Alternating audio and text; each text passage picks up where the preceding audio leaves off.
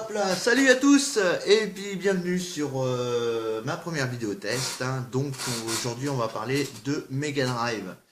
Donc Mega Drive, comme vous pouvez voir ici, je vais parler du jeu Landstalker. Donc pour moi, hein, je pense que même tous les fans de la Mega Drive vous diront que le jeu de plateau, les trésors du Roi Nol de Landstalker est le meilleur, hein. Le meilleur, franchement. Une bombe, une bombe. Donc là, je vais vous faire voir la cartridge française. Ça, c'est la carte française, hein. Donc avec à l'intérieur le jeu. Vous allez voir, elle a un peu morflé, hein. Je l'ai retrouvé il n'y a pas longtemps chez ma mère. Hop là, regardez un peu. Il en manque un peu ici.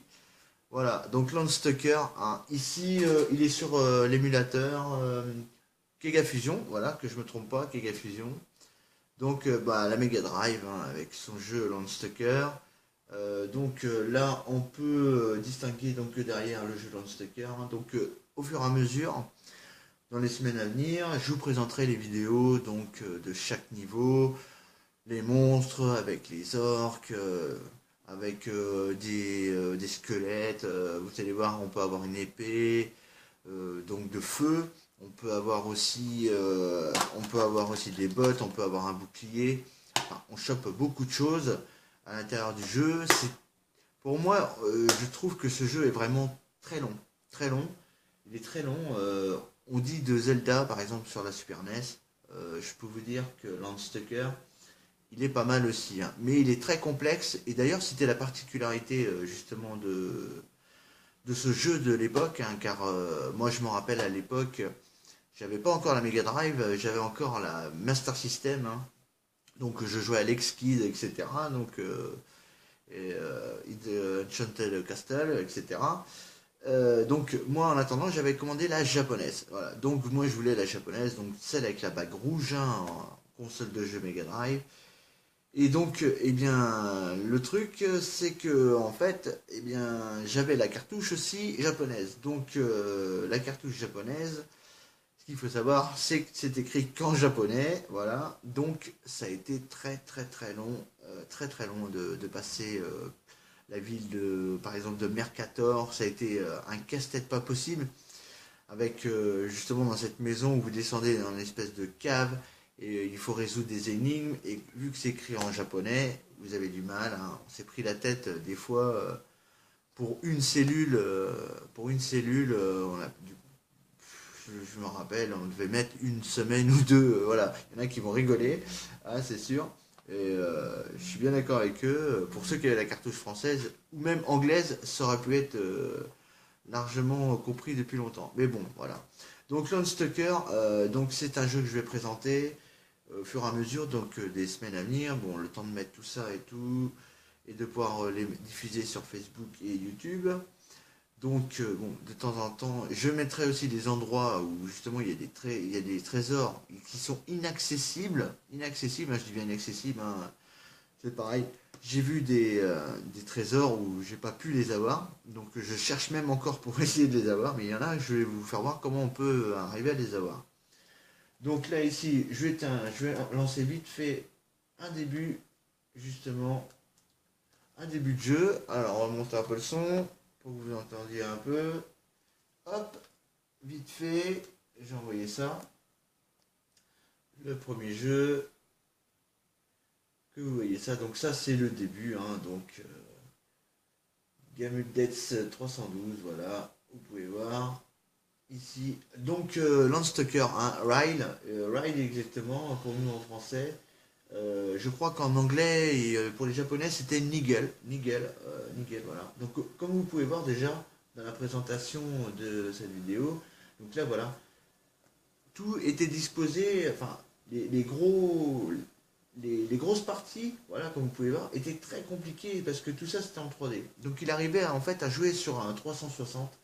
Comme vous voyez, voilà, là on vient de faire un 90 là. Mais c'était très compliqué. Souvent, quand vous tombiez, il fallait recommencer à monter. Voilà, et comme vous pouvez voir, c'était quand même assez complexe. Les décors étaient vraiment très soignés. Très soignés, hein, vous pouvez voir avec. Voilà. des statues que vous récupérez. Bon, c'était un peu n'importe quoi parce que là, quand vous voyez par exemple la statue qui récupère, qui met dans son sac, bon, fallait la loger. Mais bon, c'était sympa. Donc ça ici, ça commence ici donc le jeu avec le Arbor Calva, donc le port de Calva. Donc c'est ici que commence en fait l'aventure pour Ryle. Donc après, on voit donc que ça commence un petit peu. Donc là, vous pouvez voir quand même les graphismes, ils sont quand même vraiment extra pour du 16 bits de l'époque, hein. Comme je l'ai souvent dit à pas mal de gens, hein, ils avaient mis le maximum, hein. Ils avaient mis le maximum, hein, dans ce jeu, hein, dans ce jeu. Pour moi, je pense que les 16 bits, ils étaient bien remplis à l'intérieur, hein, pour Mega Drive, hein. C'est un gros jeu de plateau, hein. Moi, je le redis encore, hein, car j'ai été impressionné par justement sa qualité, hein. À l'époque, je sais plus, je crois dans Console Plus ou Megaforce, il avait dû avoir 18 et des bananes, quoi. Et pour avoir une note de 18, il fallait, par exemple, être au même niveau, par exemple, que Sonic 2, quoi. Voilà, Sonic 2, et encore, je crois qu'il y avait eu 16,5 ou 17, hein. Pourtant, le jeu Sonic 2, on en fera aussi une vidéo test, hein. Moi j'aime beaucoup Sonic 2 car c'est déjà dans le premier, enfin c'est un des premiers Sonic où justement, pardon, quand vous avez les 7 diamants, au bout de 50 pièces dans chaque niveau, vous vous transformez en Super Sonic et vous êtes imbattable. Il n'y a rien à faire, vous pouvez traverser n'importe où, vous êtes imbattable, vous finissez le jeu en 2-2, il n'y a rien à faire. Voilà, donc ça c'est pareil, Sonic 2 on en reparlera, on parlera aussi de pas mal de choses, on parlera de Thunder Force 4, mon meilleur jeu de shoot 'em up, c'est le jeu qui a rempli nos après-midi où on n'allait pas à l'école, ou les week-ends, où justement on n'allait pas du tout à l'école, on était bloqué sur les consoles. Voilà, donc à l'époque c'était bien sûr la guerre entre Mega Drive et NES, après arrivé Super NES, après arrivé Nintendo 64. On parlera aussi de Mega CD, de la Saturn. On parlera aussi de cette console aussi que j'ai découvert récemment, que je ne connaissais pas. C'est en fait comme la Game Gear, un petit peu comme la Game Gear, sauf que en fait, vous introduisez en fait, il y a un adaptateur dessus, vous mettez vos cartes dessus, voilà, et en fait vous pouvez jouer comme une console actuelle, comme une PSP, mais bon, pas du tout comme les graphismes d'aujourd'hui, hein, ça n'a rien à voir. On restait bien sûr en 16 bits. Bon, bien sûr, elle était à pile. Deux piles, ça faisait 1 heure et demie. Les piles étaient flinguées, hein. Donc heureusement, il y avait un adaptateur avec, un superbe adaptateur. Donc bon, pour en revenir quand même à Landstalker, savoir qu'à la fin, vous allez en fait affronter un dragon. Alors, moi j'étais dans le jeu, on va dire, j'ai été un petit peu déçu sur la fin, car en fait, le boss final, bon, c'est vrai, il faut 3 ou 4 vies minimum, hein. Il faut, enfin, c'est pas des vies, hein, comme on voit ici, c'est en potion en fait, hein, c'est en potion ici, donc il en faut au moins 4 ou 5 même pour arriver à tuer le boss, mais je trouve que c'est assez facile parce qu'il faut 2 minutes, allez, 3 minutes maximum pour tuer le boss. Et franchement, j'étais un peu déçu sur ce plan-là. Mais on peut dire que du début jusqu'à la fin, même, je vais un peu me contredire, mais c'est quand même intéressant parce que quand même le boss, on s'attend pas à un truc comme ça parce qu'on rencontre beaucoup de boss à l'intérieur, c'est des mecs qui sont en armure, voilà, on rencontre des orques, on rencontre des squelettes, on rencontre des espèces de bulles, je sais plus comment on disait d'ailleurs, les bubbles, enfin bon, on passe à ça, on rencontre aussi des espèces de champignons, on voit aussi beaucoup de gens, la particularité c'est qu'il fallait parler à beaucoup de monde, donc en fait c'était vraiment fatigant à des fois, mais c'était très intéressant, c'était très prenant. Des fois, on restait 3 ou 4 heures dans le même village pour essayer de voir si justement on découvrait quelque chose que justement par exemple les testeurs de jeux justement n'avaient pas découvert dans Megaforce ou Console Plus. Je parle des deux magazines quand même qui sont à l'époque, qui étaient à Rolls-Royce en termes de astuces. Vous aviez par exemple un bouquin, je me rappellerai toujours quand il était sorti, c'était la Bible.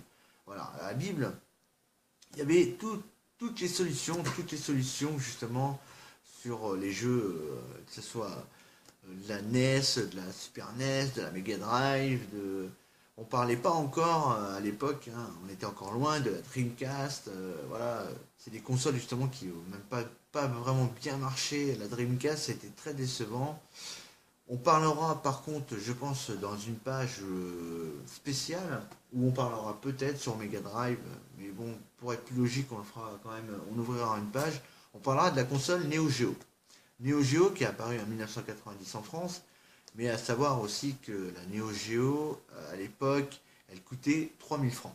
Voilà, 3000 francs. Bon, pour ceux qui regardent cette vidéo, qui ont par exemple 17 ou 18 ans, ils me diront, j'ai pas connu les francs. Ah si, quelques-uns. Mais bon, ils étaient limites. Mais bon, par exemple, pour les jeunes qui ont 10-12 ans actuellement, ou 9 ans bientôt comme mon fils, eh bien, les francs, ils n'ont pas connu. Donc de 3000 francs, savoir à l'époque quand même, c'était trois quarts de salaire à peu près pour le SMIC. Donc c'était très très cher. Et savoir aussi qu'en même temps, vous aviez aussi les cartes, justement les cartes un petit peu, c'est exactement dans le même modèle que ceci, sauf qu'elles étaient beaucoup plus grosses, plus larges. Voilà. Et à l'intérieur, vous aviez 330 mégas. Alors 330 mégas, ça représentait quoi? Alors en fait, ça représente, si vous allez dans les salles de jeux d'arcade, actuellement, il y en a encore beaucoup, beaucoup en France, hein, même partout, vous allez voir, c'était en fait ceci.